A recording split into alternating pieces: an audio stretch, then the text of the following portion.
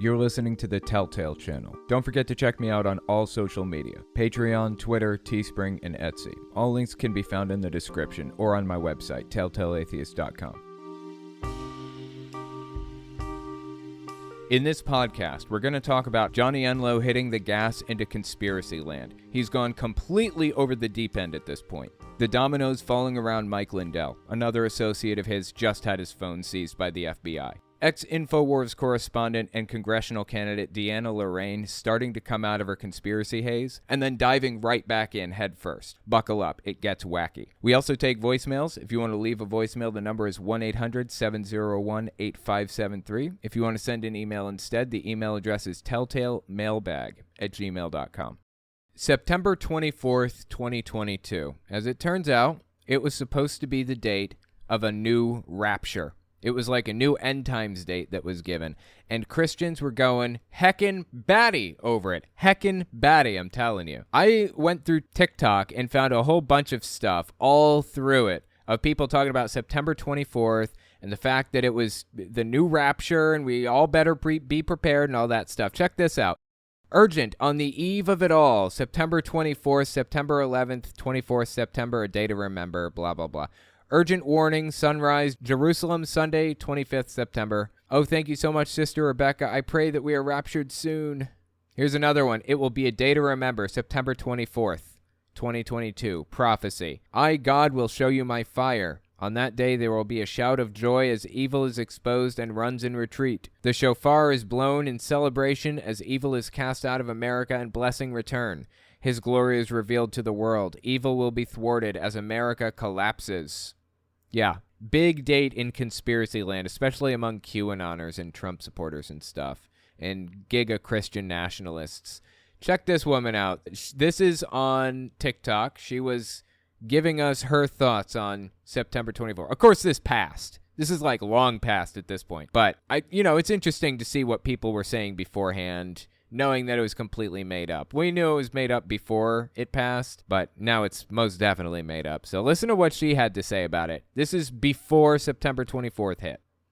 September 24th is all over my feed.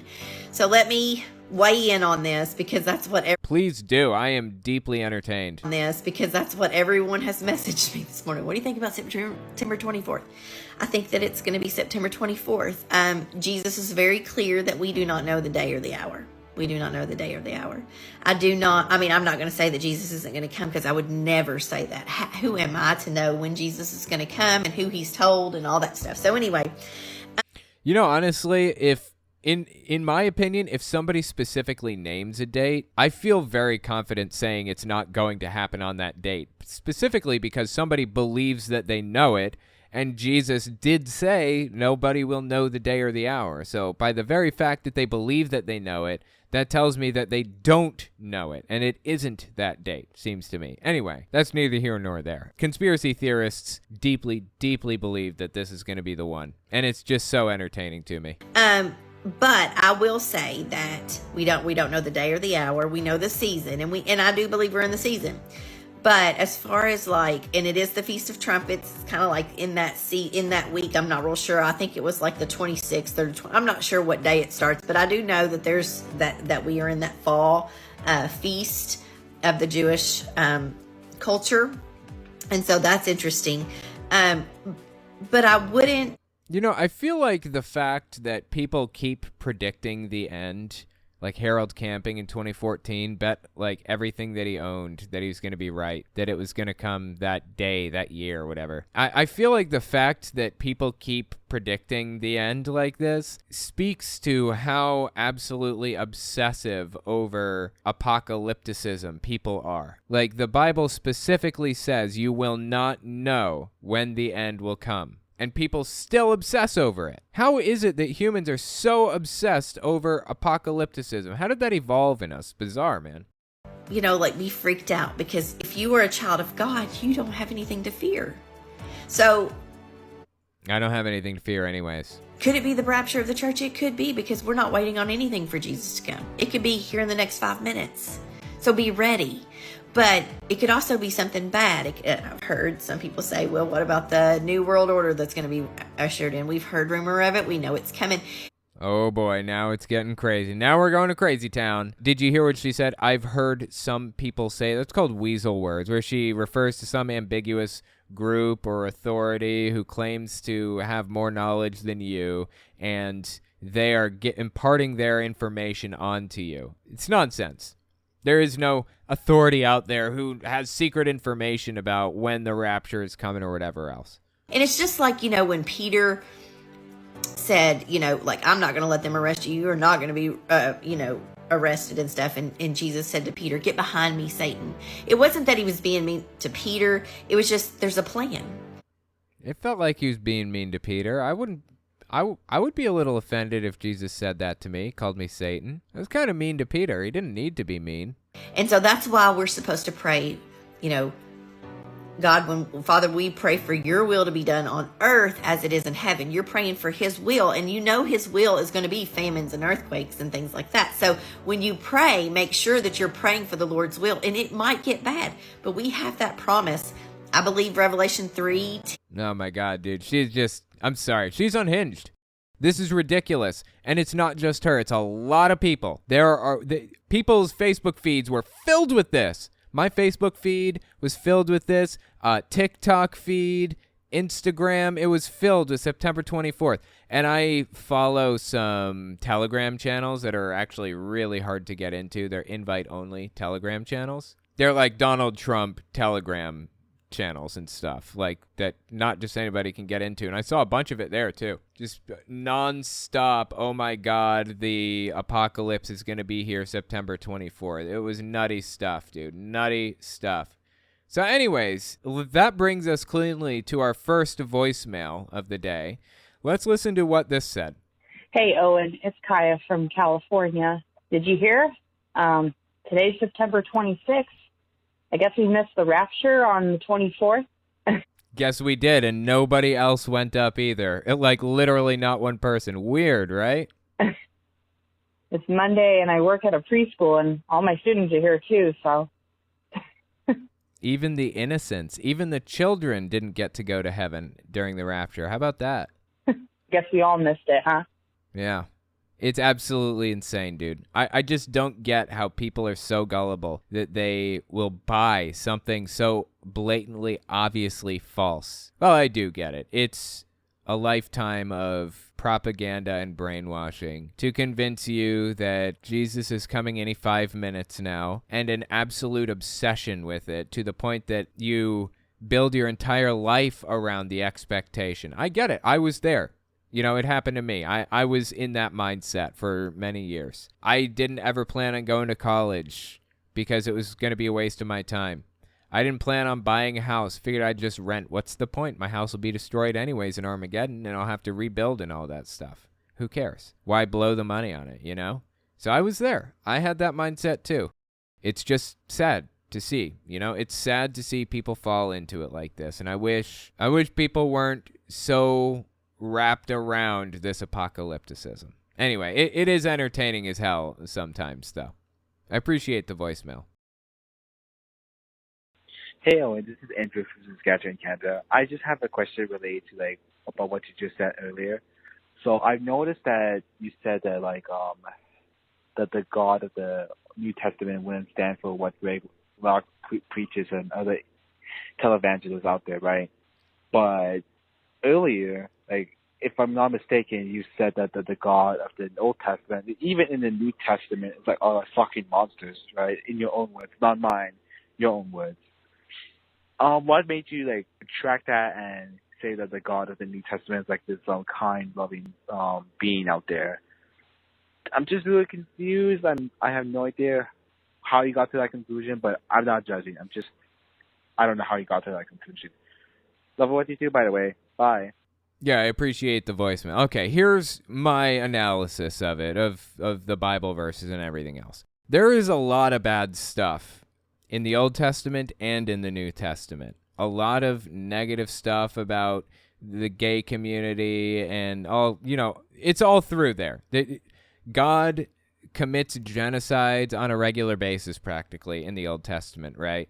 And the New Testament, there are some bad spots in that too. There's some negative stuff about the LGBT community. There's some negative stuff about various different groups. And at one point, Paul says that you should shun people from the church and if they do this thing or that thing or whatever else, right? There are bad things to be found in both the Old Testament and the New Testament. Not to mention the fact that women should be subservient to men and should be quiet and should not be permitted to teach and things like that. I mean, it's a very hierarchical, top-down, authoritarian type of approach, right? But aside from all that, the general theme that Jesus taught, or the general theme that Jesus carried, the ideas that Jesus was trying to communicate were generally, for the most part, loving. It was about not hating others and being accepting and just staying in your corner and doing your thing and loving Jesus and giving to the poor. You know, there are various different types of themes all through the Bible, but I would say the overarching theme of the New Testament is, for the most part, loving. Like I said, there are verses that contradict verses you read 10 minutes ago in both the Old Testament and the New Testament. It's a big book, and it contradicts itself nonstop. But I think the overall theme was loving in the New Testament for the most part. So anyway, that's just kind of my take on it. It's a confusing position to have because it's a confusing book. It's a gigantic book that contradicts itself constantly. Hey, Owen, I was just calling to respond to your question of what might happen once Trump is out of the picture. The QAnoners already had a theory of a Trump dynasty, that Trump was supposed to be reelected and be in office into 2024. And then Ivanka would be in into 28. Then Don Jr. to 36. Then Eric to 44. So Trump Sr. was expected to go through to 2024. And then Ivanka would go, and then Don Jr. would go, I think, so far, right? Don Jr. to 36. Then Eric to 44. Then ironically, Tiffany to 52. And then Barron into 2060. So I think it's going to keep on going. And even if he doesn't get back in office, I think Don Jr. or... Yeah, I think you're right that people were expecting a dynasty, or at least Donald Trump himself was expecting a dynasty. He was hoping to control the government for the next 50 years. 100% agree with you on that. And I'll show you evidence for what you're saying here in a minute, too. Or appearing on Flashpoint and other conservative media, is positioning himself to at least try and be a king picker. I don't think he's going to run himself, but I think he wants to be in that position to be able to pick who he wants in office to try and benefit himself. That's it. Enjoy listening to the show. Bye. Yeah, absolutely agree. I don't think that Donald Trump's family is going to leave politics anytime soon, even when Donald himself kicks it. I totally agree with you. They fully intend to stay involved as much as possible, which is probably why they were involved with the administration when they were anyways. Like, why would they be involved in the administration? They're already filthy rich. Because they want power. That's why. Because they wanted power. And they got it. This is actually a video of Kat Kerr, an evangelical supposed prophetess who talks to God and goes to heaven on a regular basis, explaining in, I think, 2018 what she expected to happen with the White House. She was told this by God. Remember, she's a prophetess, so God handed this information down from on high to Kat Kerr. Listen to this. Yeah, Trump will be there for 8 years. I'll throw it in for free. So Trump will be there for 8 years. Pence for 8 years. That's before they hated Pence, of course. So Trump for 8 years, Pence for 8 years. That's for free. And whoever Pence picks as vice president, 8 years, that's for free. 24. So whoever Pence picks for vice president. So she believed that Trump was going to basically bring back an era of extreme conservatism where Democrats would be incapable of taking office for 24 years. That was her prophecy from God. God told her this. Not prediction, prophecy. 24 years of God in the White House. I knew he was going to win. I mean, I knew Trump was going to win because I'm a business person, and this country needed a business person to lead it. And caught me up to heaven 4 times. She says she was called up to heaven 4 times, i.e., God literally brought her to heaven to sit with him and talk to him. That's what she means when she says that. She says she's painted pictures of God with him sitting in front of her and touched his hair and taken pictures of him and everything. And caught me up to heaven 4 times. It showed me everything that would happen concerning Trump, and then showed me him sitting as president in the White House. There was nobody that couldn't convince me. He wasn't going to win. I don't care how many people running against him. We'll see. When God chooses you... Oh, yeah. Ouch. This was before the 2020 election took place. That's painful. She was claiming that God brought her to heaven and showed her Trump sitting in the White House in 2023. Ouch. Kind of stuck your foot in your mouth on that one, didn't you? Chooses you. And by the way, Trump said yes. Everybody say he said yes. He said yes. He chose to be chosen. That's painful. That is straight up painful. I'm sorry, Kat. You got it wrong. Not the only thing she's gotten wrong. We're going to be covering some more stuff with Kat Kerr about a hurricane that she tried to, Hurricane Dorian back in, I don't know, 2015, I think, that she claimed to have deflected away from the coast of Florida. Kept everybody safe. Yeah, that's Kat Kerr, if you're unfamiliar. Nutter butter of epic proportions, to say the least, but I'll be damned if it's not entertaining to listen to her go off about all these crazy prophecies. Well-reasoned, just so you know, someone pretending to be you is contacting commenters in your vids and telling them they want a prize, then saying they need to pay money to ship them as much as $300. Yeah, I know. It's a scam. I've mentioned it a few times now. I'm not messaging anybody to do anything for me in the comments or go to my Telegram or anything like that. It's not going to happen. So yeah, just don't fall for any of those scams, okay? David Packman's dealing with the same thing. There's not much I can do except try to delete the messages as they come in. And I can only do that so much. Like, there's only so much time in the day, you know? So anyway, yeah, thanks for letting me know. By the by, from 8 to 8:30 Eastern time before the podcast every single Sunday, I get in my Discord and hang out with people and just chat in the special events voice channel. So I'm in a voice channel talking to people and stuff. I don't know if you guys feel like joining Discord or you feel like talking to me next week or whatever else, but it's something to do. I think there are only like 19 of us usually, so, or 20. So if you guys like had a message for me or something, you could just get in there and chat with me. So a minute ago, I ended a segment by saying, to play us out, we're going to watch Tina Peters getting arrested.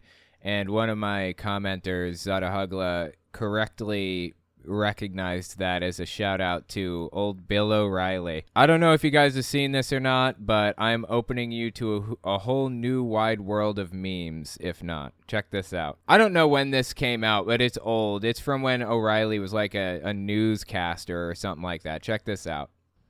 That's tomorrow, and that is it for us today. Okay, I don't know. Whatever it is, it's not right on the teleprompter. I don't know what that is. I've never seen that. No, there is. We are going to do Sting, yeah. Okay, but... Yeah, I can't read it. There's no words on it. Okay. He's such an angry person. Why doesn't he just chill out? Just take a chill pill, man. And don't be a D-bag to your staff. Ever. Ready? Sure. There's no words there. To play us out. What does that mean, to play us out? Sting is going to do, it's a video. It means to end the show, you idiot. What do you think it means? Oh my God, to play us out. Have you never heard that before? How long has this guy been watching the news? He's like, what, 40-something in this show? Has he never seen the news in his life? To play us out is such a common saying. How does he not know this? Not only is he like 40-something and has been watching the news presumably for 40-something years, being involved in politics, but he's also a newscaster himself. He should have watched even more news than the average person. How does he not know what to play us out means? Oh my God. What is... For credits. I don't know what that means, to play us out. What does that mean? I don't insult people. I don't do it. It is beneath me. I'm sorry I insulted Bill O'Reilly a minute ago. I am resisting with all my might, insulting him again. To end the show? Yeah. All right, go. In 5, 4, 3. That's tomorrow, and that is it. Okay, in 5, Okay, that one's on you, bro. 4, 3. That's tomorrow, and that is it for us today. And we will leave you with a... I can't do it. Okay. We'll do it live. Okay. No. We'll do it live. Fuck it. Do it live. I'll write it, and we'll do it live. Right. Fucking thing sucks. I love it to death, man. This is the heart of so many memes. I love it. Fucking thing sucks. It's so funny. That's tomorrow, and that is it for us today. I'm Bill O'Reilly. Thanks again for watching. We'll leave you with Sting and a cut off his new album. Take it away. It's not over. He is such a douchebag. Oh my god, dude. Oh my god. I just love this. I love it. It is so funny. Oh god, it's fantastic. So thank you for that trip down memory lane there, Zadahugla. That was just great. Such an asshole. That was an epic tantrum. It absolutely was. Oh my god, that guy just lost his fucking mind. Oh, I love that meme of Bill O'Reilly. I love it so much, that whole video. I feel like the world is a better place because that video released to the public. It's just the best. It's just the best in every way. Yeah, I can't read it. There are no words there. To play us out. To play us out. What does that mean? Fucking thing sucks. And when he says sucks, his hair floof kind of floats downward. You guys notice that? Says sucks and his hair like floofs down. Oh. No. We'll do it live. Fuck it. Do it live. I'll write it and we'll do it live. Right. Fucking thing sucks. See what I'm saying? His hair floof kind of like floats down as he goes like headbanging about how mad he is. Fucking thing sucks, you know? It's fantastic.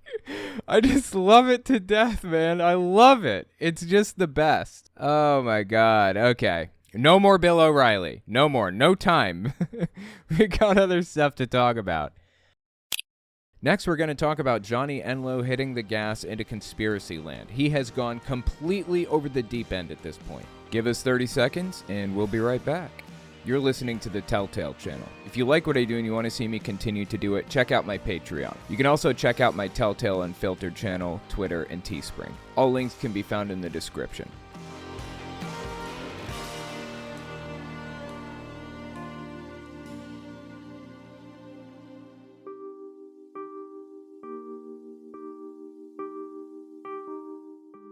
This is Johnny Enlow, and he is the leader of the Trump Church, one of the leaders of the Trump Church. He is deeply, deeply extreme. He's a QAnoner, among other things, complete conspiracy theorist, and I get the impression he's a little offended at the fact that people say that about him. So he had some things to say about that. Listen to what he had to say in this clip that he put out recently, late September 2022. For those in the body of Christ who keep saying, I am not a conspiracy theorist, you are saying something that's totally incongruent with Scripture, with the admittance of Scripture itself, that the nations, the leaders of nations, are always in conspiracy against God. Evil men in high places are always in conspiracy against God. That's why. Sure, okay. I don't really believe this. But just hypothetically speaking, let's say for a second that's true.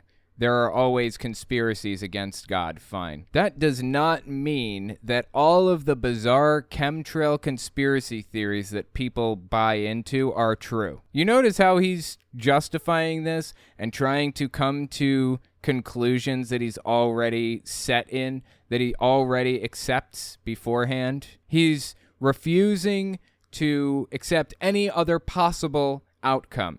He's starting from the conclusion and working backwards. So I believe in these conspiracy theories. Now, how can I justify believing in them? Evil men in high places are always in conspiracy against God. That's why he tells us, you are the light of the world. You arise and shine. You are the salt of the earth, because those who are separated from God and his kingdom will not contend for anything other than their own ways, and it will be a way of wickedness. And so this is why he... You know, just before we go further, what he's said so far, I guess I could justify, but you haven't heard the conspiracy theories he believes in yet. He's about to give them to us. He is conspiracies exist. Conspiracies have been proven. What has been revealed to all of us, even in recent days, is President Trump aligning himself clearly, distinctly, as being congruent, working with in some way, however you want to look at it, with what is the Q plan, which has been revealing for 5 years. Oh yeah, he's a QAnoner.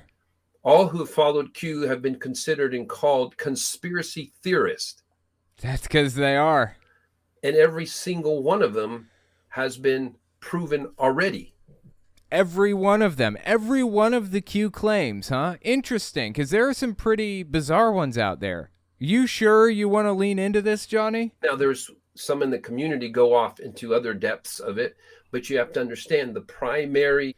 What he means when he says that, there are some that go into other depths or whatever. What he means is there are different denominations of QAnon. That's not really the right word because it's not a religion exactly. It's a political cult. Being religious is a necessary part of being a QAnoner, but it's not a religion in itself. So it doesn't have the same structures or anything. QAnon is just like an overarching conspiracy theory framework, basically. And there are like subsets, different conspiracy groups within it. Like there's Negative 48.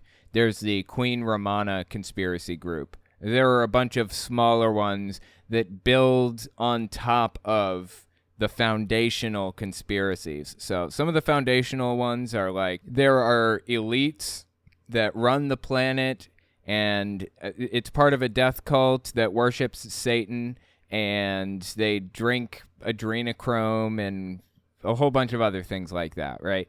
And then you've got subsets of QAnon belief, like Negative 48, which believes that John F. Kennedy Jr. is actually alive and he's going to run with Donald Trump to be blah, blah, blah, blah, blah. And then you've got the other subset, like the Queen Ramana QAnoners, which believe that the white hat military installed this woman as the new Queen of Canada and all this other crazy stuff.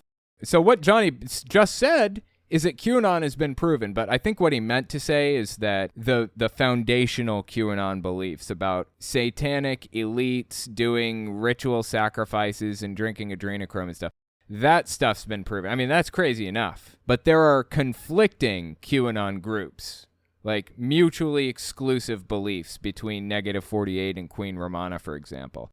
So QAnon as a whole could not possibly be proven true because it's all mutually exclusive. Which has been revealing for 5 years. All who have followed Q have been considered and called conspiracy theorists. And every single one of them has been proven already. Now, there's some in the community go off into other depths of it, but you have to understand the primary...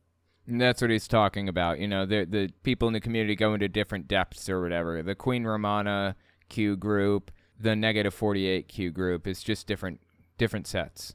Elements that were brought out 5 years ago, that there is a group of world leaders who are a cult, and they're a satanic cult, and they're pedophiles, and they traffic children, they traffic people, they steal blood, they do sacrifices. That is not a conspiracy theory. If you still think it is, you are blind. Get your head out of the sand. Wow, dude. Wow. Okay. Let me explain how all of this works. If you're coming into this and you have no idea what QAnon is or who it is or whatever else, let me just give you the bare basics, just the minimum information you need to understand what's happening here. There's a website called 4chan, and there's another one called 8chan, and they work a lot like Reddit. It's how they operate, except they're completely anonymous. So anybody can go on there and say absolutely anything at all, and they can't be tracked or whatever else. 8chan is even more anonymous than 4chan and is proportionally worse as a result. So QAnon started on 4chan as this meme or this joke. Some guy gets on there and posts as Q Clearance Patriot. Again, completely anonymous because that's how the whole board works. He makes this big long claim that Hillary Clinton is going to be arrested on this specific date in 2017 and the National Guard is on patrol, and they're going to put her on house arrest and blah, blah, blah. None of it came true. None of it. Not one thing that was in that post came true. At this point, QAnon has put out more posts than there are verses in the Bible or some crazy thing like that. They just kept posting more and more and more nonsense, and none of it ever came true. And they made more and more ridiculous claims about all kinds of crazy stuff. Now, I don't think that the Q Clearance Patriot poster on 4chan, who eventually moved to 8chan, I don't think they ever specifically made claims about adrenochrome like he's talking about here. Adrenochrome just kind of naturally arose from the QAnon movement and spread like wildfire through it. And every QAnoner now believes in all of the stuff Johnny just listed. It's all complete nonsense. Adrenochrome's supposed to be this byproduct of adrenaline in the blood. So if you take pure adrenochrome, then it's like a drug. It's not. It's nonsense. You can get your hands on adrenochrome and drink it or eat it or whatever else. It doesn't do anything for you. It's not a drug. It just gives you a mild headache at best. It's for sale on places like eBay or whatever. It's not like this big mysterious thing like they're claiming it is. Yet they just desperately want to validate their nonsensical, bizarre belief systems. And it is so sad to see how far Johnny Enlow has fallen, because he wasn't always like this. You know, the guy was pretty liberal and pretty accepting, socially accepting in a lot of ways at one point in his life. No longer. He has hit the gas to crazy town at this point. But, you know, he's been on his way to this point for a long time. He's been on his way here for like ever. Check this one out. This is late August 2022. He has some ideas about Joe Biden. There's already been a decertification. There's an understanding, a decertifying of the 2020 election. I tell you, 100% it has happened in heaven. And I'm saying as well, from the very beginning, people keep asking when Trump's coming back. And I said, he never left. He has been president.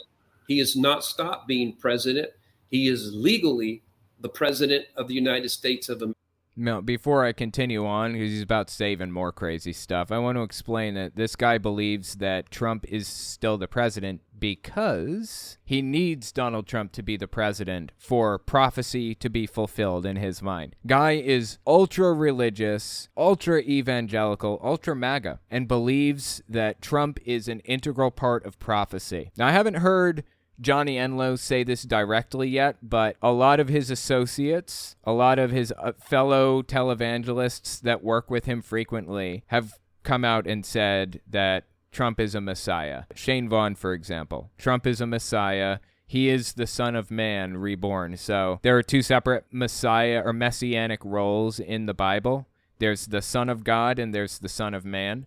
The Son of God is Jesus, obviously, died for your sins and all that other stuff. The belief is that Jesus will come back as the Son of God, or I'm sorry, as the Son of Man.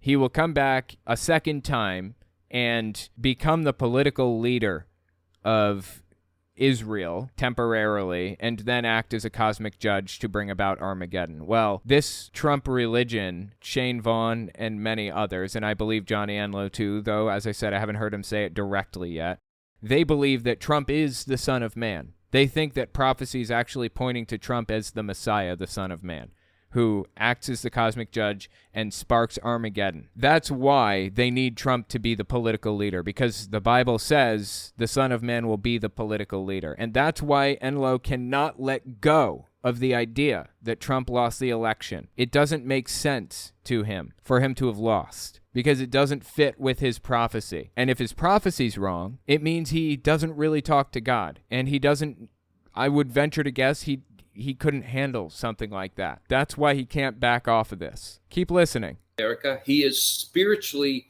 authorized from heaven to be so, which is the bigger deal.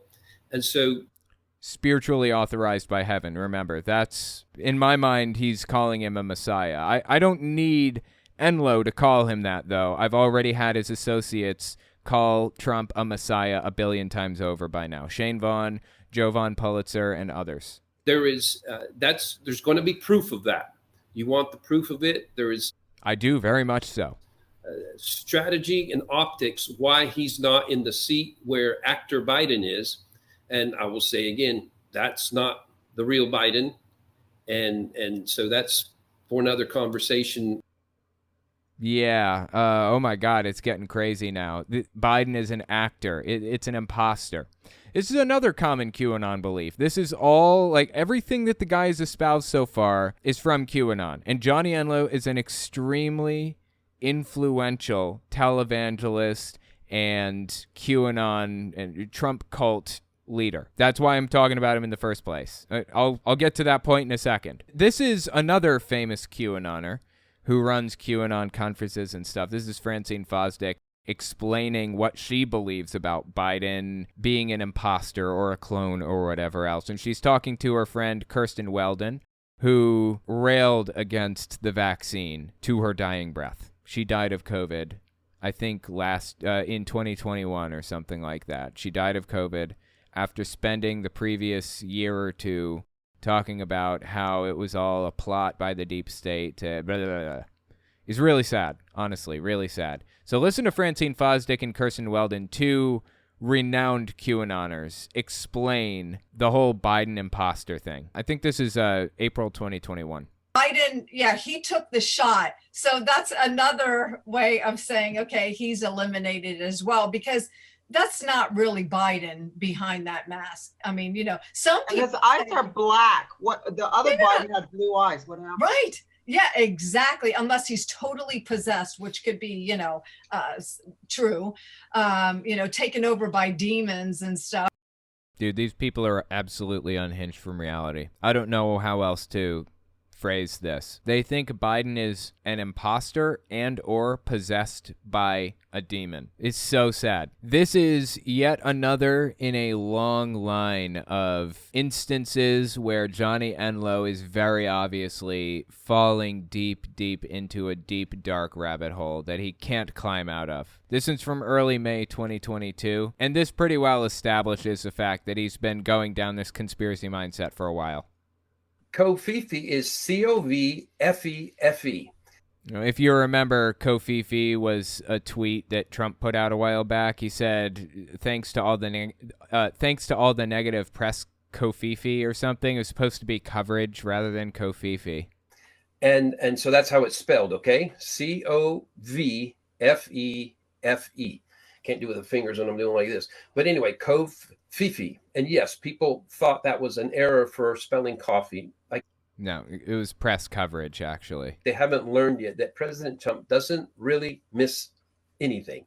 If something is spelled, if he leaves out an L, he adds an R, everything has a reason and a purpose. He worships him.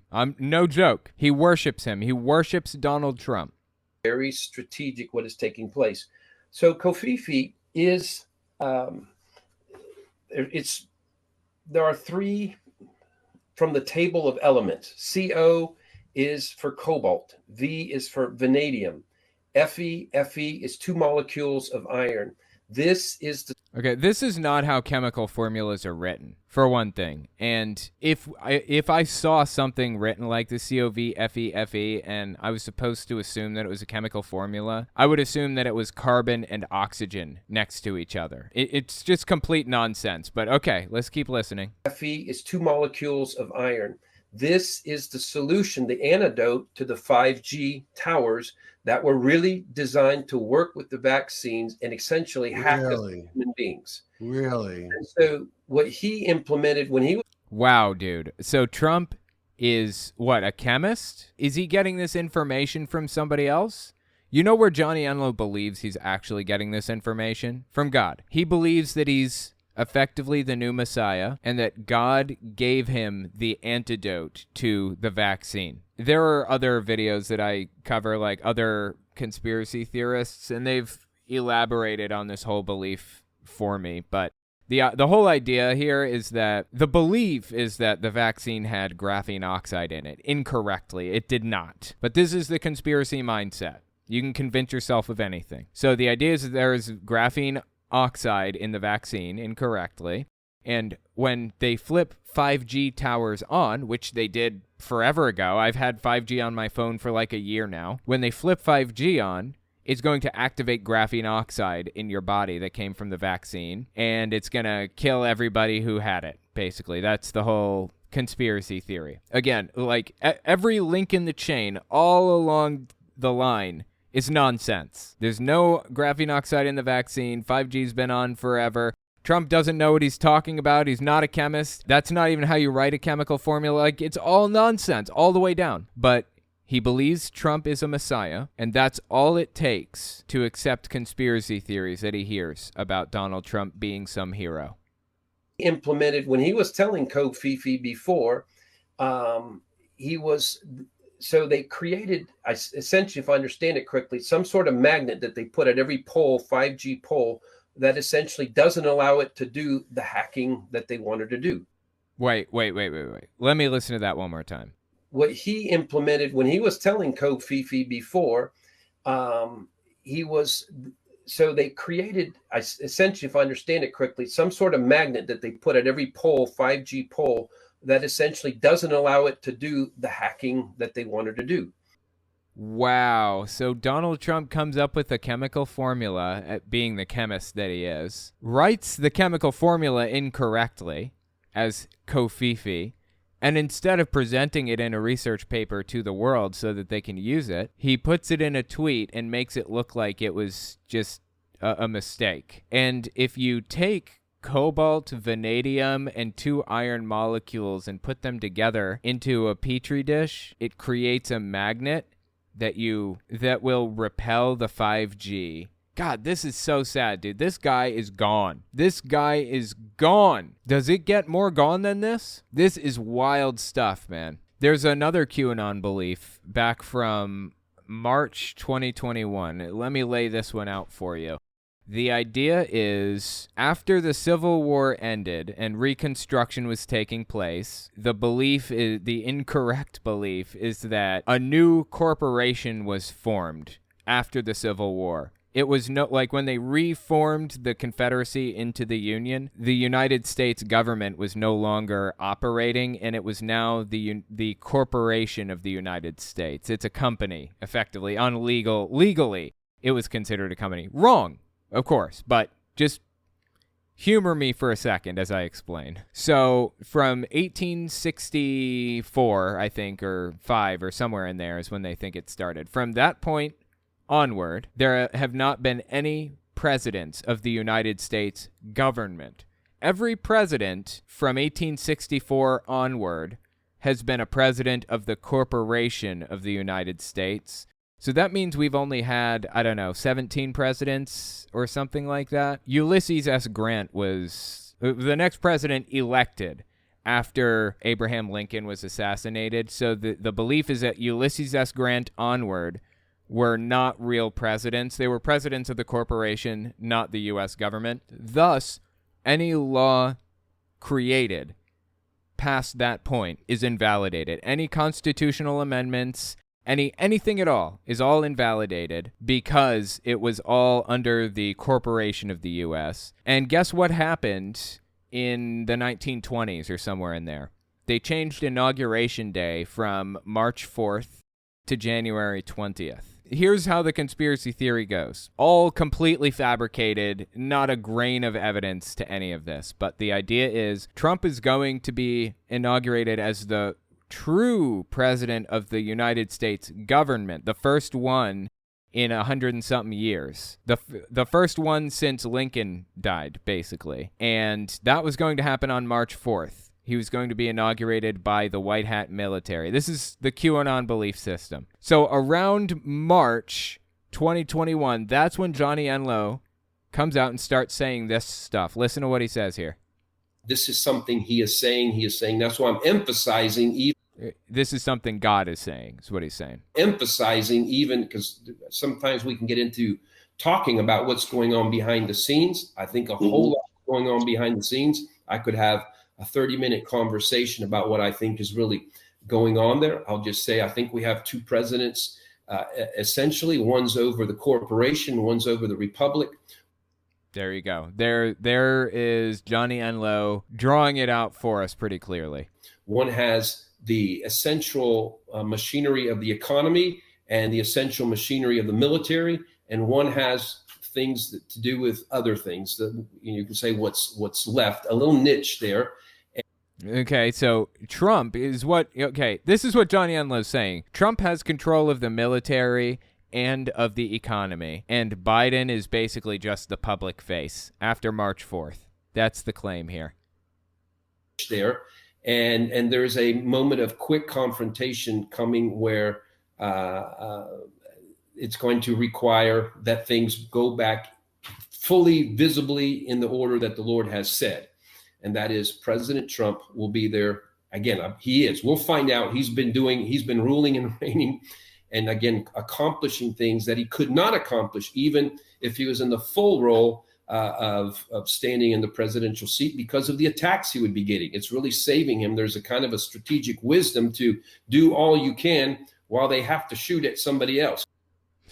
Yeah. So what did he say that we were waiting? We were going to find out soon. What time is it? It's 9. Yeah. So we've been waiting 2 years. 2 years. Still waiting. Is it going to happen? Are we going to get the proof? Is Trump going to come out as the real president of the U.S. or what? What's going to happen? Lay it on me. I want proof. I want to believe you if you're right. If you're right, I want to be right too. Give me the evidence. That's all I need. We've been waiting 2 years. What reason do I have to believe a word out of this guy's mouth when everything he's said has fallen flat every time? I just feel so bad for him. He's very obviously been suckered into believing the most nonsensical garbage on someone else's behalf. Who does this benefit? Who does it help for him to believe this? Donald Trump. And honestly, not even that much. It just means that this guy is willing to do literally anything for his God Emperor. That's all it really means. Doesn't even help Trump that much for him to believe this stuff. Honestly sad. So let's talk about why it's important that we cover this guy in the first place. This one's from June 20th, 2022. It's fairly recent. Listen to what he has to say here. The president of, I won't say what state, but the Republican Party president just walked up to me and said, "You don't know me, but I just want to tell you, we hang on what you're saying there on Elijah Streams because he went to a conference as a speaker and met a Republican governor who said this to him. He hangs on what Johnny Enlow says on Elijah Streams. He's not joking either. I'll prove it to you in a second. We hang on what you're saying there on Elijah Streams because it gives us a plumb line for how to process what God's doing and how we can contend. And somebody else, a young man who's a county chairman of the Republican Party, and basically he's the same thing. I listened to it all. He is extremely influential, not just among Trump supporters and QAnoners, but among religious figures. He is the linchpin between the Trump religion and Christianity, effectively. The linchpin between QAnon and Christianity. And if you don't believe me, check this clip out. Late March 2022. He's been invited to 1 billion events. He's spoken at like 1 billion of them. Seriously, I have video of it, like all kinds of video. At many of these pretty big events, hundreds and hundreds of people, thousands in some cases, they usually invite him up to pray over people. Listen to this one. This is leading up to the primaries in March 2022. So we've got Mark Thielman running for governor of the state of Oregon here with us today. Mark?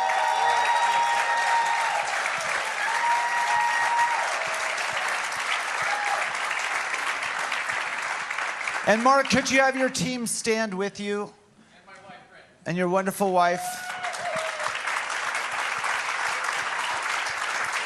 They're introducing governor candidates, senatorial candidates. We've got Darren Harbeck running for state senate. Would you stand? So they get a bunch of these people up here, right? And they're all standing up for him. And listen to this. Could I get all three candidates to come up here and join us, please? I'm going to have Johnny and Elizabeth just pray over you, a blessing, a day of commissioning. Thank you once again for stepping out. Just come and join us. Lord, we just join in with Bobby here as well, Lord, and we commission them in your name. They have asked for that as well, Lord, so we commission them, and whatever that means and represents and is imparted to them in the spirit realm of apostolic commissioning, let that be released over them.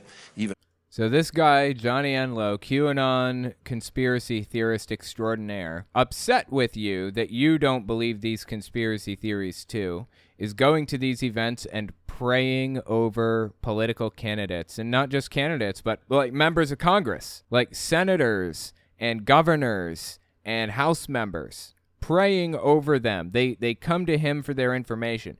Disturbing stuff, man. I'm telling you, we've got to follow this guy and expose what he's talking about. He cannot be allowed to just get away with talking to these senators and congressmen with absolutely no accountability. People need to know that this is what our senators are listening to. If you disagree with anything I've said, let me know in the comments or on Twitter at TelltaleAtheist.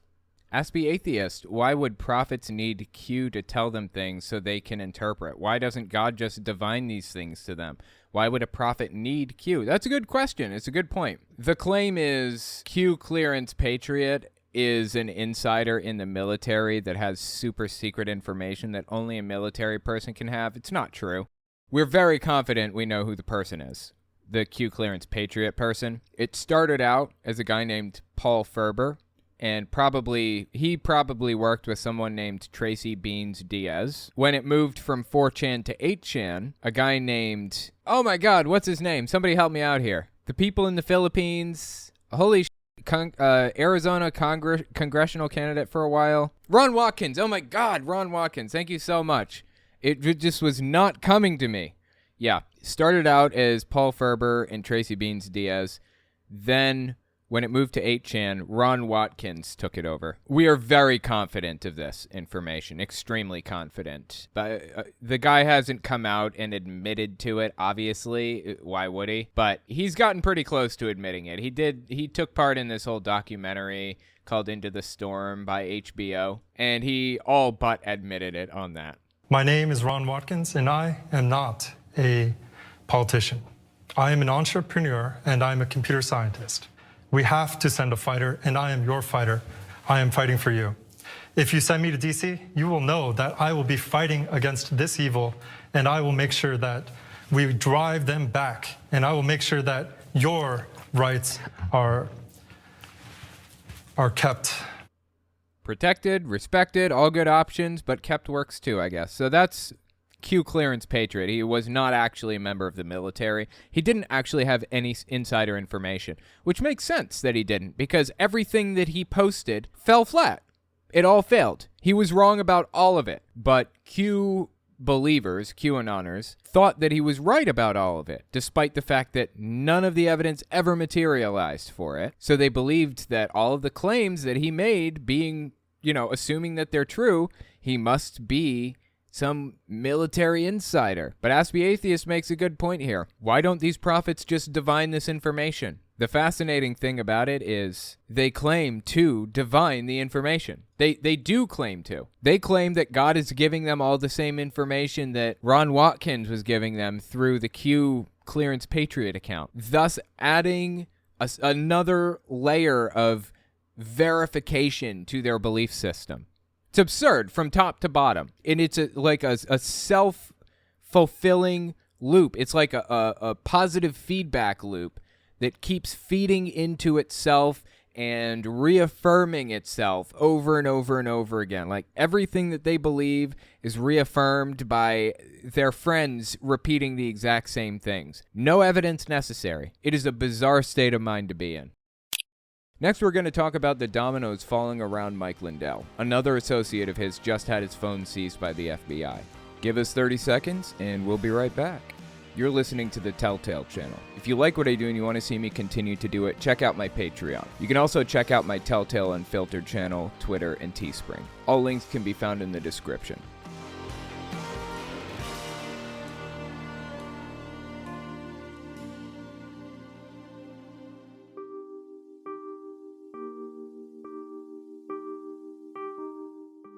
As many people know by now, Mike Lindell had his phone seized by the FBI, right? Well, as it turns out, there are some dominoes falling right now because one of Mike Lindell's close associates, this guy on screen right here, Doug Frank, he had his phone seized by the FBI 2 days later, or a day later, after Lindell had his phone seized by the FBI.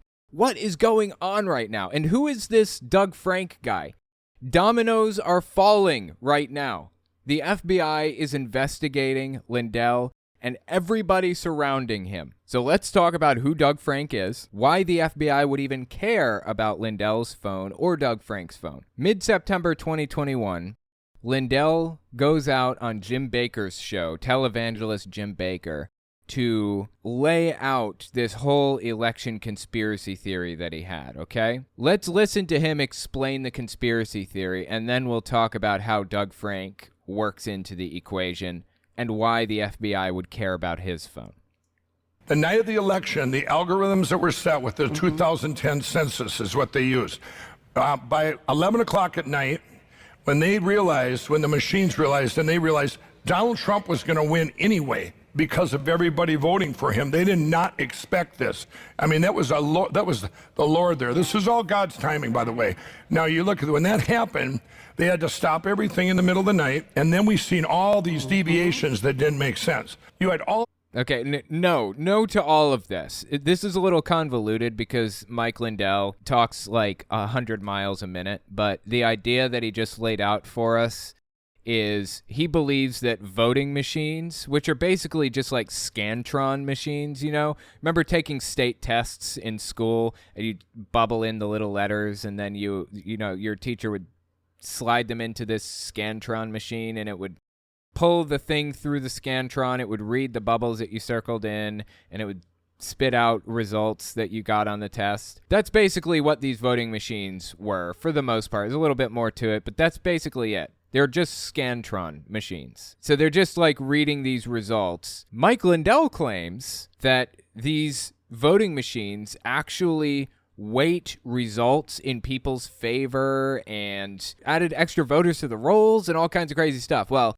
this was the linchpin of the conspiracy. He believes that the voting machines were operating not off of regular voter registration or voter rolls, but they were operating off the 2010 census, which is nonsense for a million reasons. The census didn't have the voter registration data that is required to register to vote in the first place. The census has children on there. You can follow your vote. You can track your vote in most states and watch it, you know, get turned in to the Secretary of State or whatever else and see when it's been counted and who it was for and all that other stuff.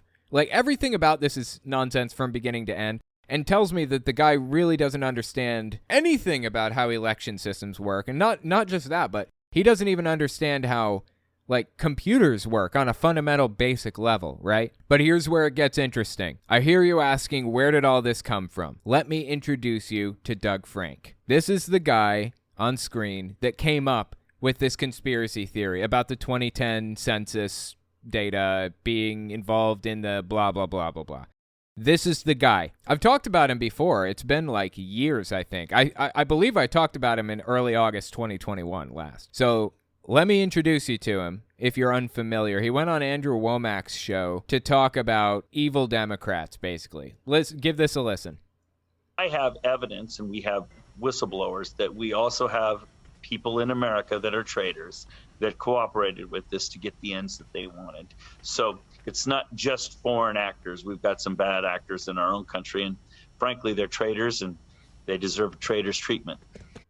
Traitors' treatment, of course, is the death penalty. So he wants anybody who he believes cheated in the election to receive the death penalty, basically. And you notice where he said it wasn't just foreign actors, blah, blah, blah.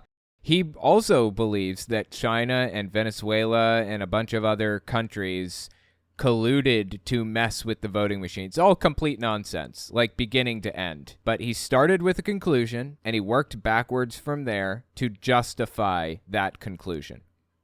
If you can prove this, are people going to be guilty of treason? Is there going to be jail time or No. If he could prove that, there wouldn't be treason charges. Treason is giving aid or comfort to an enemy of the United States, basically. There would be other charges, election tampering and stuff like that, but it doesn't really matter because he can't prove any of it. He never could. He made it all up and worked backwards from there. Repercussions for them? Yes, there's no doubt in my mind that we have some real traitors. And I talk to a lot of veterans these days, and they're the guys who have been in the field and seen their buddies die in the field. See, what he's doing here is inspiring a sense of nationalism and pride in their country and their servicemen and all this other stuff to try to get people emotionally invested in what he's saying. And it works.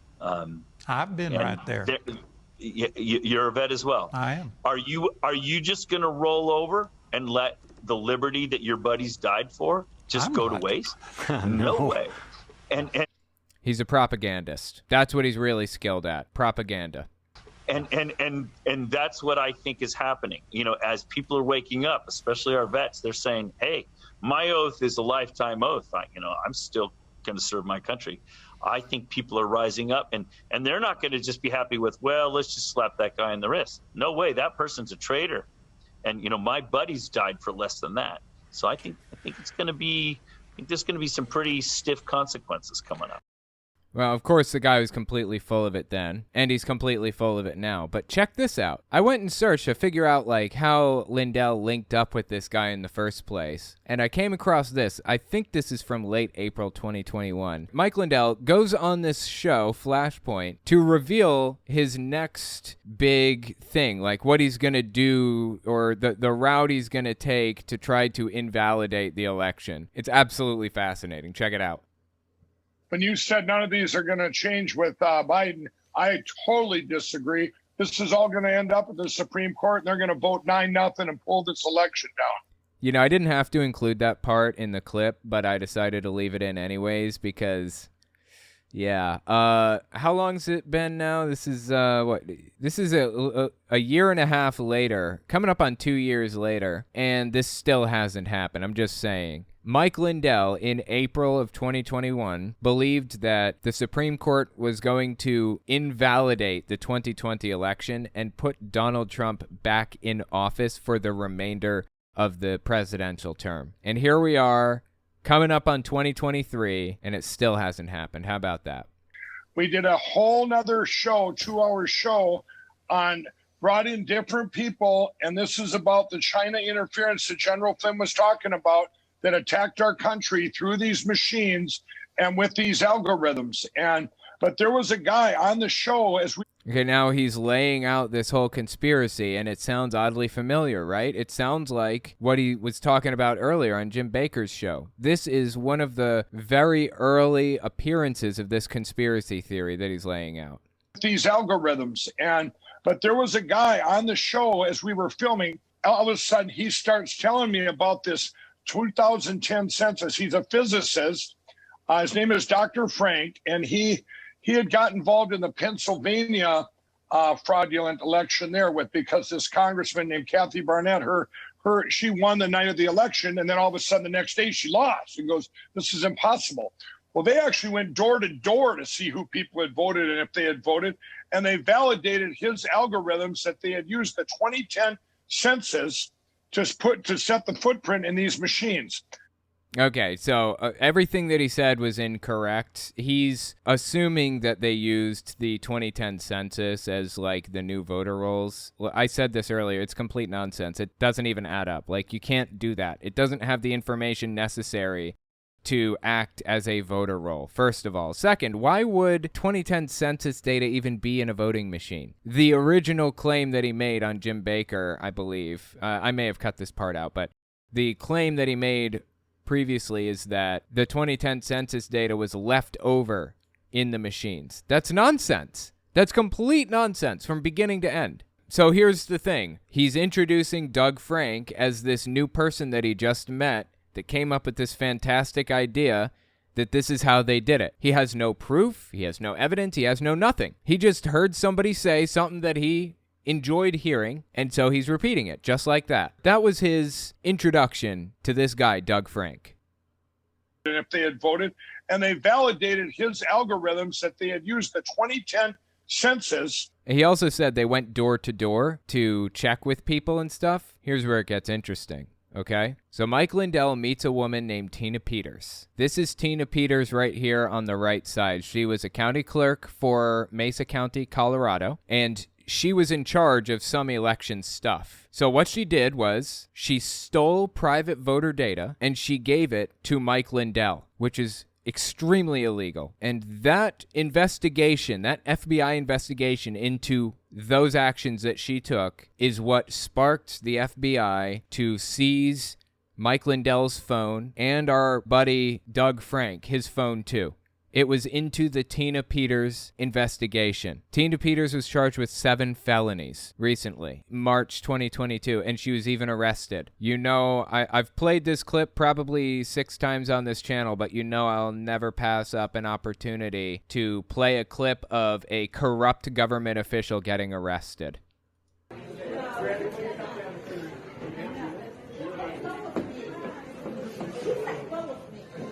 go of me! Let go of me! Let go of me!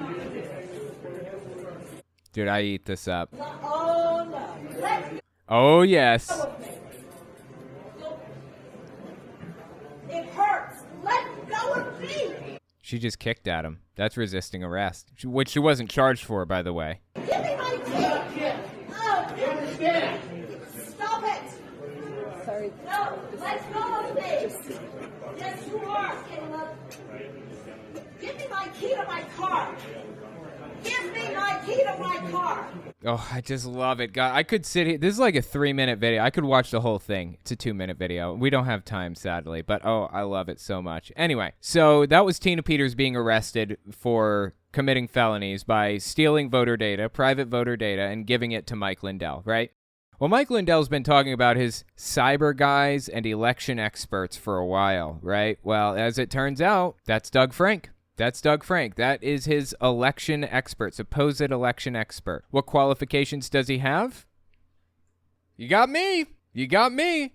No idea. Does he have any? Let's actually, let me see. Apparently, PolitiFact has done an analysis, a fact analysis on some of his quotes. He was quoted as saying, Michigan used a mathematical key to manipulate vote totals in 2020 election. Pants on fire. Complete lie.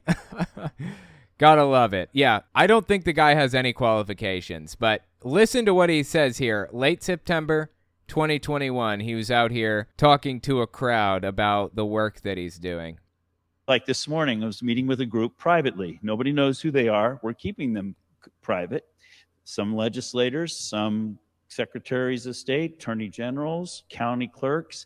We get them, they equip us with their data. We equip them with all the knowledge they need, and then we come out together. And that is a much more powerful approach.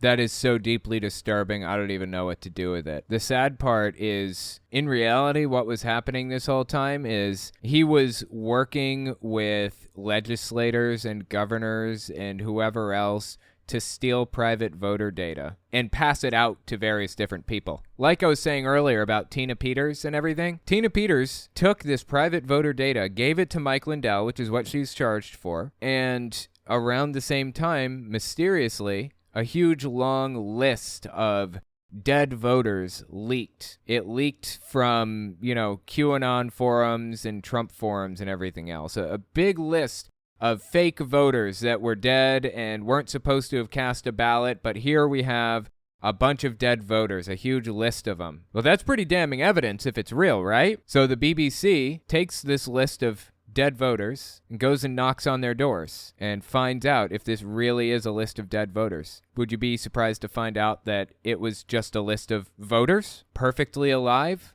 real voters who actually cast ballots? Mike Lindell gets his hands, this is speculation, I don't know where that list of live voters came from, but I'm assuming Mike Lindell got his hands on that private voter data from Tina Peters, leaked the list of names of private voter data and claimed that they were actually all dead voters when they were not. That's my guess, because this is like the most high-profile case of voter data being leaked. So anyways, that's just the way it seems to me. And this guy, Douglas Frank, is mixed all up in this. So Tina Peters receives 7 felonies for leaking private voter data. Not too much longer after that, the FBI seizes Mike Lindell's cell phone at a Hardee's. And then a day and a half later, they seize Doug Frank's cell phone at an airport. Listen to him tell the story here. They took Mike's phone on a Tuesday. And he was driving through a Hardee's, right? And at the time, where was I? I think I was out in the state of Washington at the time. And I'd heard about it. Everybody had told me about it. And so, yeah, I assumed they'd be coming for me next. So why assume that? Why was that on the back of his mind? I don't see Mike Lindell get his phone seized at a Hardee's and think the FBI is coming after me. You know why? Because I have nothing to do with Mike Lindell. Because I haven't worked with Mike Lindell in any capacity to undermine any elections. Weird that he would assume that the FBI would care about getting his phone after they get Mike Lindell's, right? Isn't that weird? He knows that he was involved in some shady stuff. He knows he was guilty, and that's why he was expecting them to take his phone. I wasn't a bit surprised when I got off the plane Wednesday night that they were waiting for me. And it's as I walked up to them, you get off the plane, you go to the potty. That's what you do. And so as I came out of the potty, there they were, 2 guys standing there waiting for me. And wow, dude, the FBI is scary. Seriously. That means they went through airport security and stood there waiting at the bathroom for him to come out of it. That is scary. Oh my God. Do not mess with the FBI. Seriously. I looked at them and they looked at me, and I knew it was them, and they knew that I knew that they knew that I knew that it was. Okay, it's getting meta. Come on. That's why they were there. So they showed me their warrant, and they took my phone, and they presented me with 2 warrants, 1 warrant and 1 subpoena. It's all related to the Colorado case, the Tina Peters situation, and I think what they're trying to do is they're trying to. Oh, just let me finish that.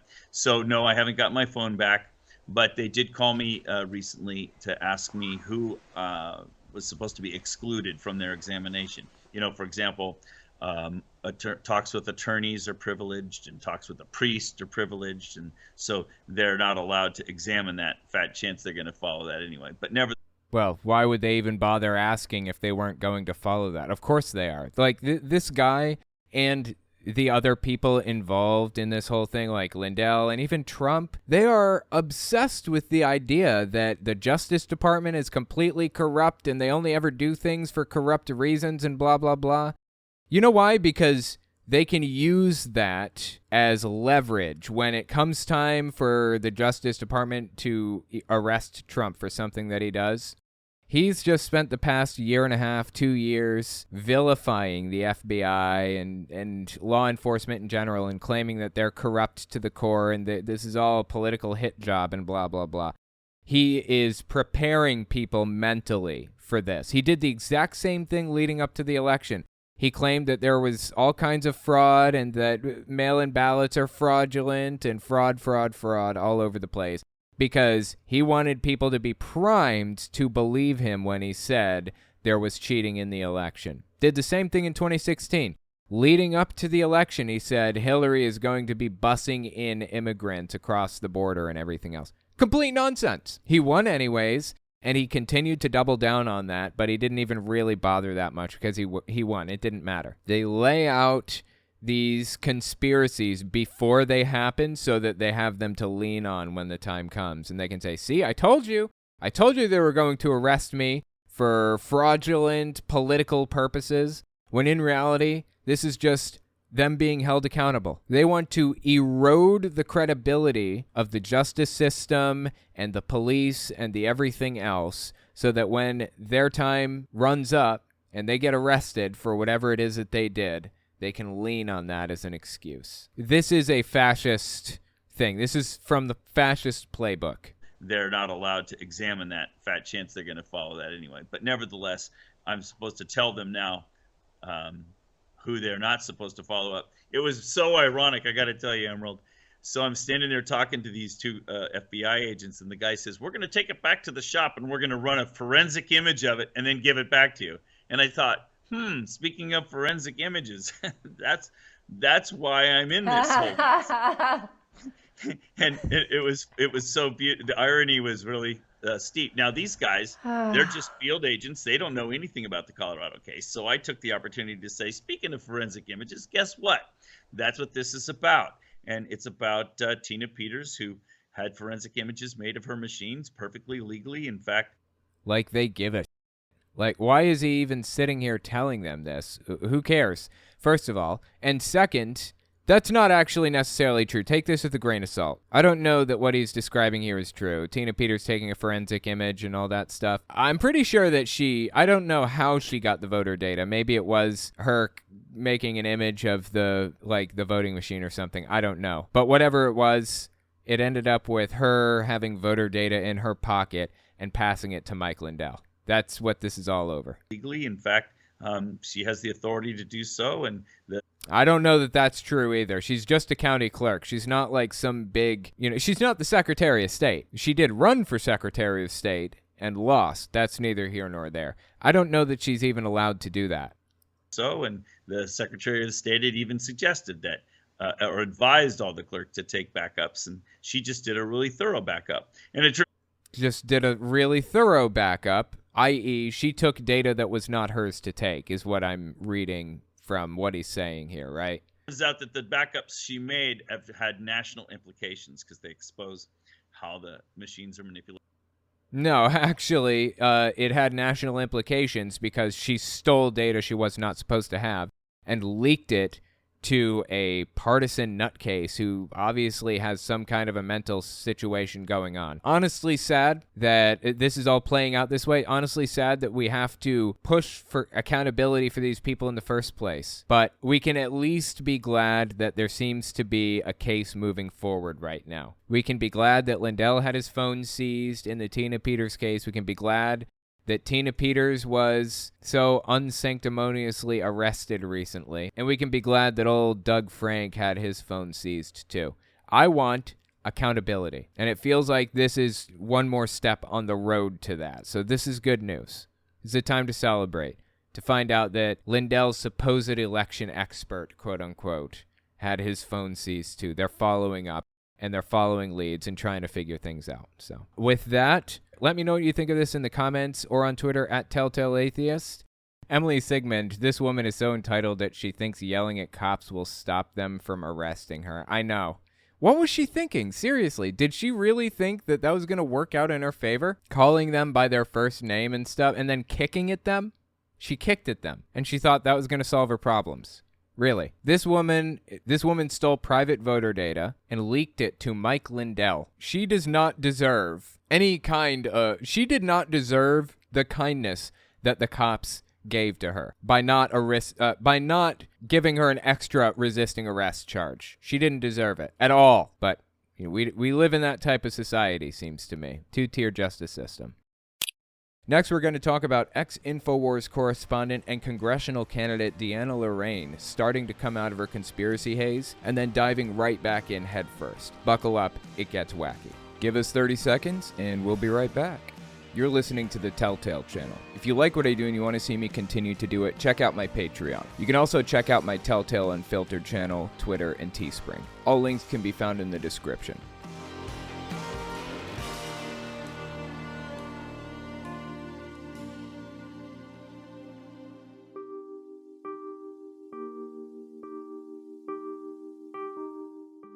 This is Deanna Lorraine. She is an ex-InfoWars correspondent, as you can tell by the little sticker on her little Apple laptop here. And she was also a congressional candidate for office at one point. I think 2020 is when she ran.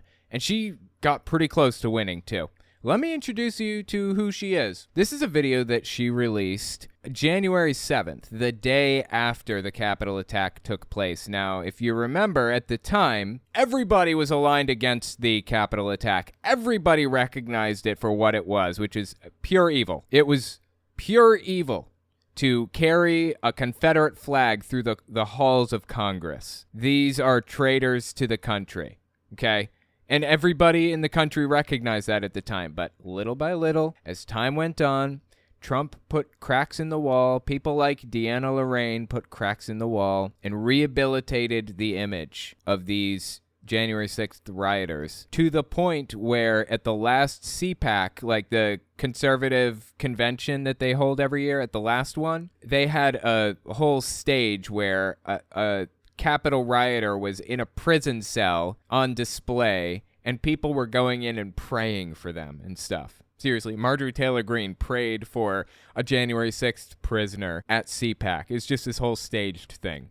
It's terrible. But before their reputation was rehabilitated the way that it roughly has been by now among conservatives, they were very much disliked and disrespected. And Deanna Lorraine came out the day after January 6th happened and said this about it. It is time that we up-level. It's time that we level up our show of force. And for those wussies that are sitting at home right now, that are watching their Fox News and CNN and watching their social media, and you pretend like you're a conservative, you pretend like you're Republican, and you're pretending like you're fighting the commies, and for you to sit there and buy into this MSM narrative, hook, line, and sinker, that we are national terrorists, domestic terrorists, that we are violent, that we were so inappropriate and so embarrassing to you guys, and you are disgusted by our display, you are never a real patriot. You should be. See, even the day after, when it was least acceptable to defend the January 6th people, she was out there defending them. She has no scruples. She is as deep in it as it gets. She is as deeply far right as people can possibly be. She's a conspiracy theorist. She's a Christian extremist, and she's most definitely a domestic terrorist. She was there on January 6th, and even after the attack on the Capitol, the day after, she was defending it. Just a few days later, she goes on this podcast or show or something like that to defend it even further. Listen to this one, early January 2021. This plan was cooked up. I mean, obviously, all the markings of a trap, of a false flag. He's talking about January 6th. A lot of us fell for it. We thought it was innocent. We went there. We wanted to, fight for our President Trump. And put pressure on them. So what she's saying here is she believes after January 6th, Trump had a couple of options. He could either claim it was Antifa that did it, or he could completely disown the January 6th people. There were two different camps, and ultimately Trump ended up going with both to some degree. He said the January 6th people weren't true patriots. He also said he loved them. He also said it was actually Antifa there. There weren't any patriots there at all. I mean, he picks a little bit from each. And he says every single propaganda technique that he can come up with in a method called fire hose propaganda. Throw everything at the wall and see what sticks. Well, Deanna Lorraine felt like the it's a false flag that Antifa set up route was the best one for her, and she latched onto it, and that's what she's saying now. Just a few days later, she said it was a false flag set up to entrap her and get her in trouble, set up by Antifa.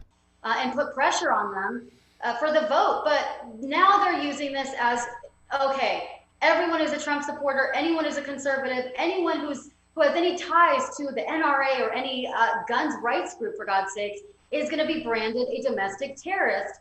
And that gives them free reign to punish us however they see fit. And that actually, see, this is the persecution complex coming out. This is the kind of thing you find with these people constantly. They need the persecution complex. It instills a sense of camaraderie, brotherhood, and group loyalty in people. When they feel like they're persecuted, it brings them closer together, and it makes them believe even harder, and it erases any cognitive dissonance that they may have. Cognitive dissonance is a stress or an anxiety that appears in your life, in your head, when something that you believe is out of touch with reality. When you're presented with evidence that something that you believe is not true. This anxiety forms in your head, and there are a few ways to alleviate it. The first way is to change your beliefs. The second way would be to evangelize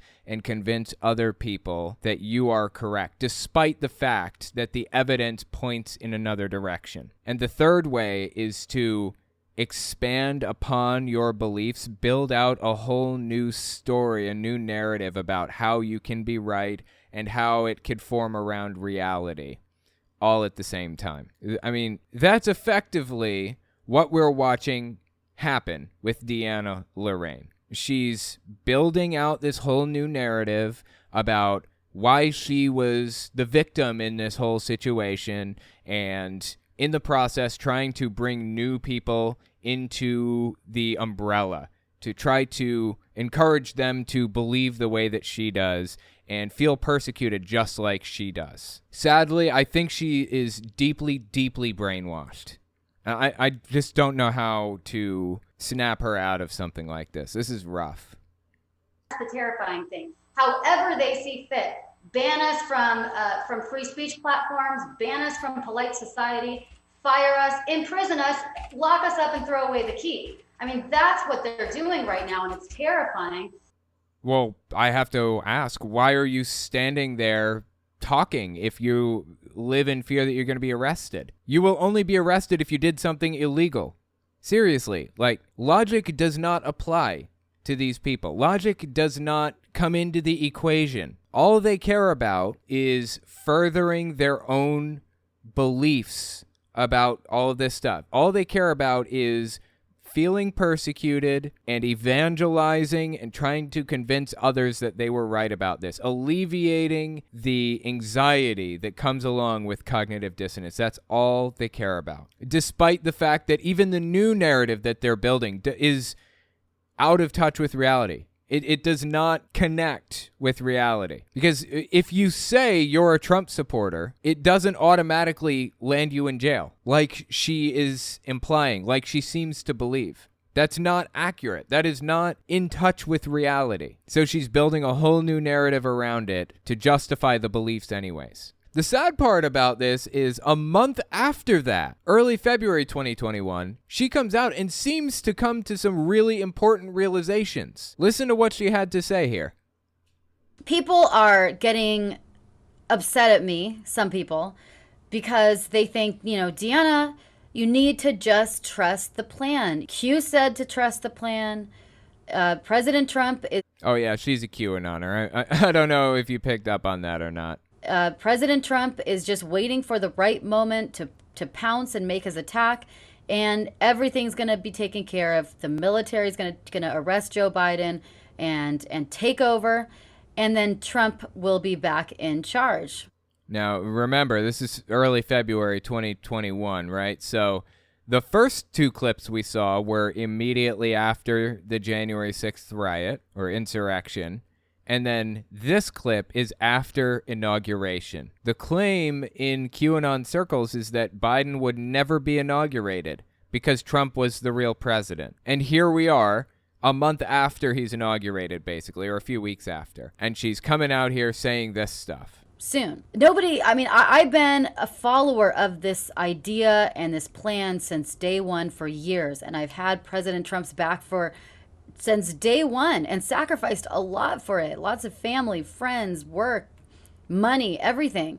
You shouldn't have to sacrifice family, friends, money, work, or anything like that because of how you vote. The problem isn't how you vote. It is that she's made this a fundamental part of her personality. It is who she is at her core. It's like Jehovah's Witnesses, when you join, you can't just be a believer and go about your day and live your life. You have to put on a new personality entirely. They call it the Christian personality or the new personality. And it's not just any personality. It is the Jehovah's Witness personality. When they talk about their religion, they have the same vacant smile, the same glassy eyes, because they're putting on the personality for you. You can see all kinds of examples of this in various different political movements and religious movements and other stuff like that. What she's describing is a cult. This is a key component to cults, having a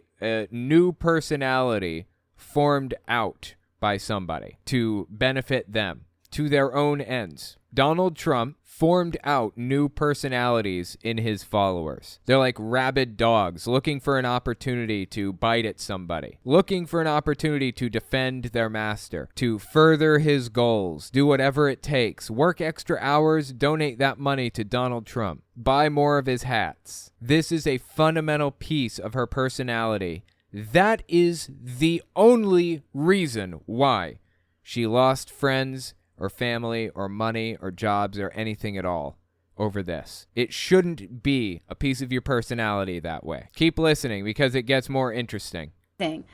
But, we also have to be realistic at the same time. I, for one, am sick of just looking at clues and taking guesses and kind of following down a rabbit hole where it leads to nothing. The whole idea behind QAnon is following clues and going down a rabbit hole and guessing at stuff, assuming that the information that this person is giving you, this Q clearance patriot, this guy that is posting as Q, assuming that it's even real information. The guy posts anonymously and claims to be somebody high up in the military. He's not. We know who it is. It's Ron Watkins. He's not high up in the military. He's never even been in the military. He doesn't know what he's talking about. And that is why the Q clearance patriot data that he passes out is complete nonsense. That's why it leads to nonsense. When you try to pick it apart and follow these clues and everything else, they lead to nothing because he doesn't know what he's talking about. He never did. And it seems like Deanna Lorraine, candidate for Congress, InfoWars correspondent, is starting to pick up on that a little bit, right? Kind of following down a rabbit hole where it leads to nothing. You can hope for something to happen and pray for a miracle to happen for a country, but you can also look at the facts in front of us today and the reality and be grounded in that reality. And also, a patriot doesn't blindly follow a plan. The only person that we should blindly follow is God, is Jesus.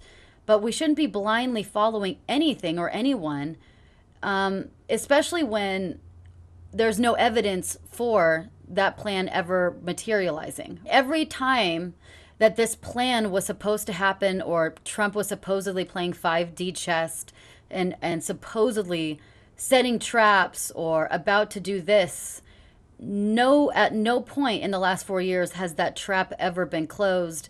Has the chess move ever been checkmated by Trump? No, none of these hopes and ideas have ever been fulfilled. Not one. So a smart person looks at the evidence, looks at historical evidence, looks at a track record, and doesn't keep doing or wishing something that has no evidence for it being able to materialize. It's so sad to listen to Deanna Lorraine flounder and fall deep into conspiracy land, so deep, and then kind of work her way out and bounce around and not really be sure what to believe, and it's like she's waiting for somebody to tell her and explain to her what to believe. And this is her cognitive dissonance finally getting to her. She can only build these false narratives or evangelize to enough people so much. It's like the anxiety that comes along with having cognitive dissonance is getting the best of her, and she now has backed herself into a corner where she has no choice but to accept reality. It seems like that's what was happening, right? Unfortunately, she's back out here, deep into conspiracy land, as deep as it gets, honestly. So those were from January and February 2021. This one's from late September 2022. I felt like we were making progress with Deanna Lorraine, where she started to see that she's been scammed the whole time. And here we are, late September 2022, and I feel like all of that's been reversed. Listen to what she said recently. We understand that the deep state, they have weather manipulation technology. They have DARPA. They know how to manipulate and create big storms, hurricanes, tornadoes, climate change, etc. And these huge hurricanes always seem to target red states, red districts, and always at a convenient time. Typically. So let me explain what just happened to her. She believed in certain political figures.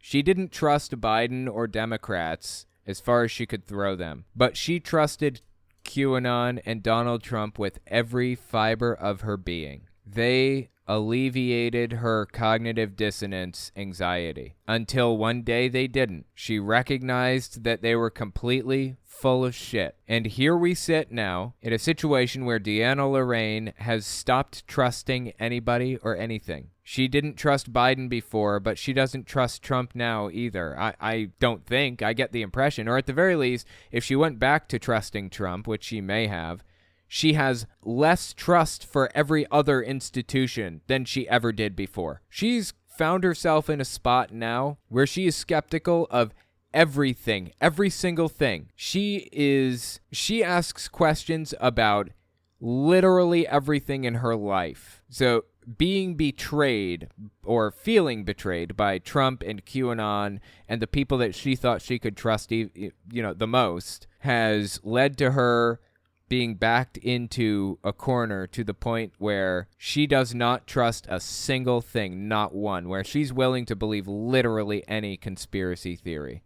Literally any. She believes that there are weather guns that people point at red states and unleash them to punish them for stuff, I guess. The context behind this is Hurricane Ian just hit Florida, and it was a Category 5. It was pretty bad. We haven't seen all the devastation yet. We haven't counted all of the everything, figured out how much damage, how many houses have been destroyed, or how many houses don't have power, whatever else. We haven't figured all that out yet. We're still figuring it out. But her explanation for Hurricane Ian is that the government did it. This is the direct result of a complete lack of trust in institutions. This is what happens when there's no institutional trust. In a second, she's going to talk to her friend Lauren Witzke, who is a neo-Nazi.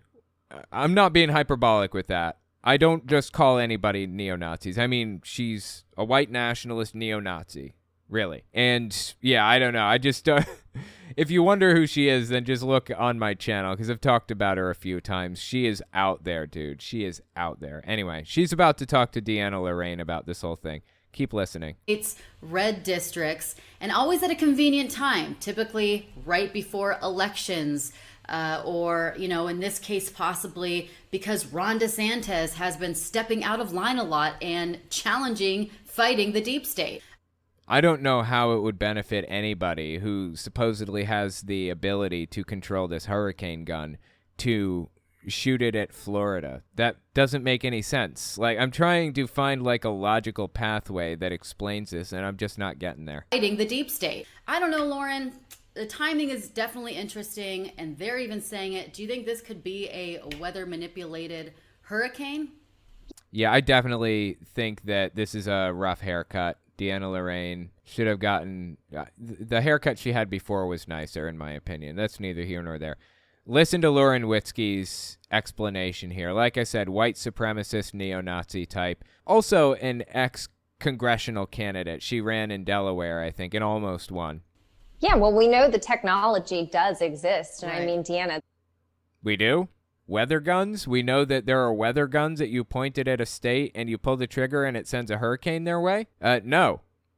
That technology does not exist. This is complete nonsense. Now, there are some weather modification techniques, but they're very limited, and they're also against the Geneva Conventions. When I say we, I mean the United States government used weather modification in the Vietnam War. They were seeding rain clouds to extend the monsoon season to make it harder to transport goods and troops and things like that for the Vietnamese. And that became a war crime, I believe, under the Geneva Convention after we did that. Anyway, we don't have weather guns. We can't create hurricanes. A completely different thing. Certainly not Category 5 hurricanes. Oh my God. It's 200-mile-an-hour winds or something. It's insane, the devastation that it did. And what would the motivation be? They're literally trying to change people's DNA through vaccination. Of course. Again, no. No to literally all of that. This is another conspiracy theory. I know I'm pausing a lot. I can't let this slide. They're not changing people's DNA. This conspiracy theory about changing DNA came about because I think it originated with Rick Wiles, or he's one of the bigger vocal supporters of this conspiracy theory that the vaccine was changing people's DNA. And his reason for doing that, he's a pastor, his reason for doing so is because he believed Satan was trying to create Nephilim.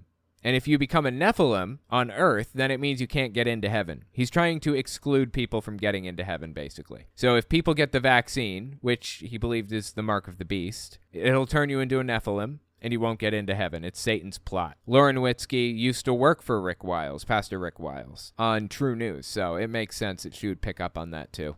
Through vaccination, of course, they would be willing to do something like this to target red states. I have no doubt. I mean, the technology exists to No, it doesn't. It does not exist. Get red states. I have no doubt. I mean, the technology exists to manipulate weather.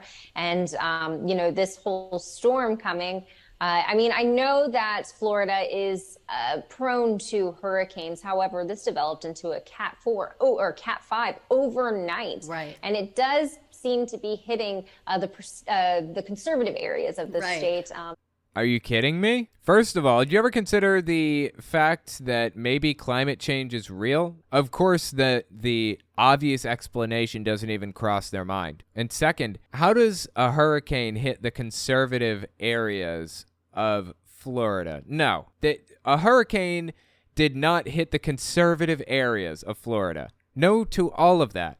It plowed right across Florida and hit all kinds of areas. There are conservatives and liberals in all parts of Florida. It did untold amount of damage to Fort Myers. I don't know if it did a lot of damage to Tampa or not. I feel like I saw Tampa Bay completely drained because it pulled all of that water out. It was insane. Oh my God. It was like once every 500 years level storm. Is extremely dangerous and powerful. But anyway, the point is Lauren Witzke is completely full of it from top to bottom here. Conservative areas of the state, and I'm not putting it past the elites to target something like this towards Florida as punishment for getting rid of vaccine mandates or getting rid of child grooming. They are angry with us, and it wouldn't surprise me to find out. And yeah, the technology does exist. Why is it always the liberals that have this technology and not the conservatives? You ever consider the possibility maybe the conservatives are holding the trigger? Come on. The whole thing is ridiculous. This is nonsensical and made up. All of it. It's just bizarre that we're sitting here listening to two congressional candidates talk about this. But you're not supposed to talk about that or know about that because that's controversial or a conspiracy theory. No, it's true. No, it's not. It's not true at all. There isn't a lick of evidence, not even a little bit. It's insane. Oh my God, these people. Interestingly enough, that is not the first time that QAnon has gone down the weather gun road. This is Kirsten Weldon on screen. In, I think, April 2021, she sadly passed away from COVID after spending the previous, 6 to 12 months demonizing the vaccine and encouraging people not to get vaccinated. She caught COVID and she died from it, which is sad. I don't want anybody to die. I'm not relishing anyone's death. It's disappointing. I wish she would have pulled it together and just gotten the damn vaccine. Could have saved her life. But anyways, before she died, she was talking about this very thing. Early April 2021. Listen to what she had to say about weather guns. So they had that freeze out, and they did it with the weather warfare. That would be, the bunker fuel in the ocean and the pulling down the polar vortex, right? Right. No, not right. I don't understand what she's even talking about. Pulling down the polar vortex? What? Polar vortex, right? Right. With the chemtrails. So they pulled it down. Oh, and the chemtrails. Can't forget those. Pulled it down and they hit all of Texas. As you know, it had a huge freeze. So right. Back in 2021, Texas was dealing with a big freeze that brought down their power grid in a lot of areas. And yeah, it was not good at all. Again, we can attribute that at least partially likely to climate change, something that these people are fighting tooth and nail. And every time something happens that is likely attributable to climate change, they claim it's a weather gun. It's sad. It is honestly sad.